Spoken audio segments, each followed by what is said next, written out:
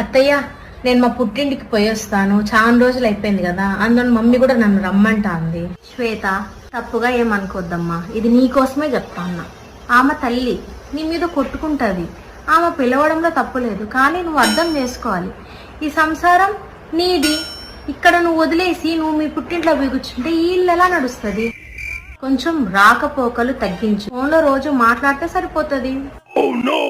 Hello Pinky, ఎప్పుడొస్తావమ్మా? చాలా రోజులు అయిపోయింది నిన్ను చూసి.